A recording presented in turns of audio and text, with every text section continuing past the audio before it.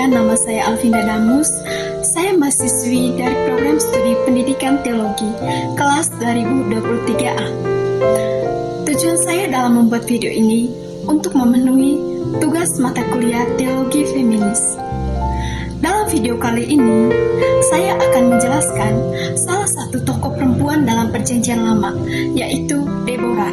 Deborah dikenal sebagai satu-satunya hakim perempuan di Israel yang bukan hanya memimpin secara rohani, tetapi juga berperan dalam memimpin bangsa Israel menuju kemenangan dalam peperangan.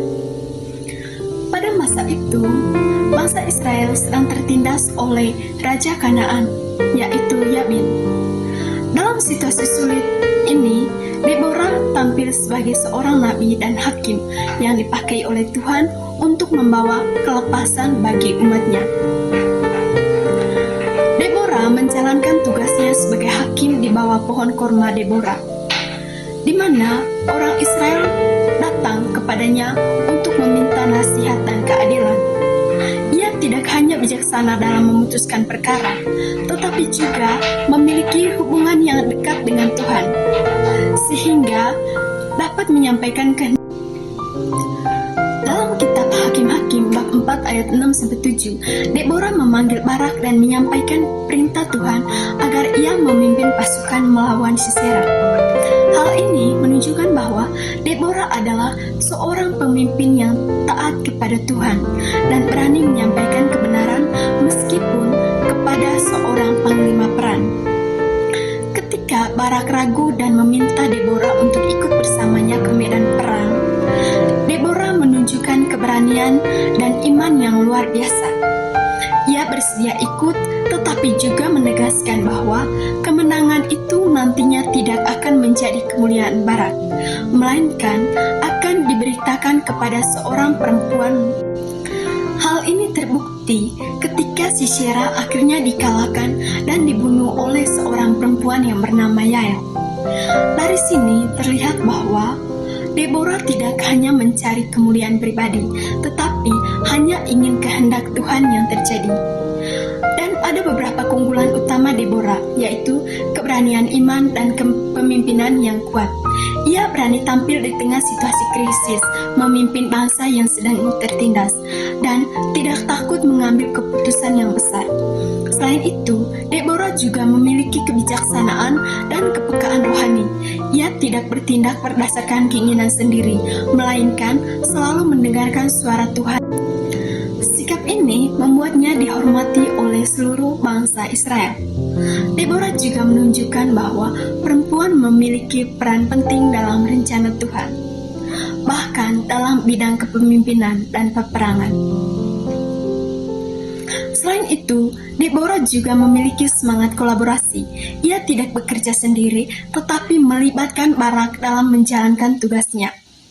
Ini menunjukkan bahwa kepemimpinan yang baik bukanlah tentang kekuasaan pribadi, tetapi tentang kerjasama dan saling mendukung.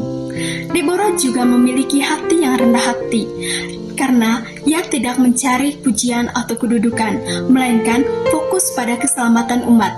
Dalam Hakim-Hakim bab 5, Deborah bersama Barak menyanyikan kemenangan sebagai ungkapan syukur mereka kepada Tuhan.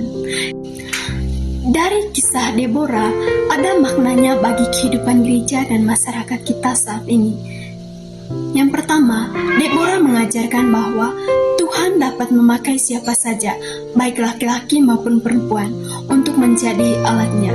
Oleh karena itu, gereja masa kini harus membuka ruang bagi perempuan untuk berperan aktif dalam pelayanan dan kepemimpinan. Tidak boleh ada diskriminasi berdasarkan gender, karena Tuhan melihat hati dan kesiapan seseorang, bukan dari jenis kelaminnya. Yang kedua, Deborah menjadi teladan tentang pentingnya iman dan ketaatan kepada Tuhan dalam setiap keputusan.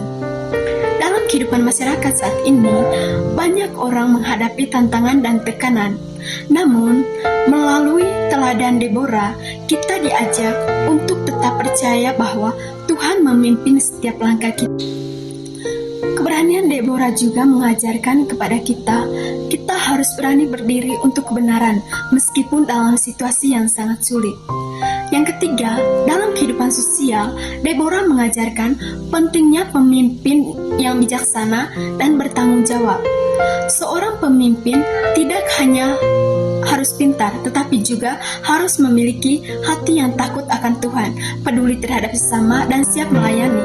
Dalam dunia yang sering dipengaruhi dengan kepentingan pribadi, teladan Deborah mengingatkan kita bahwa kepemimpinan sejati adalah tentang melayani dan membawa kebaikan bagi banyak orang.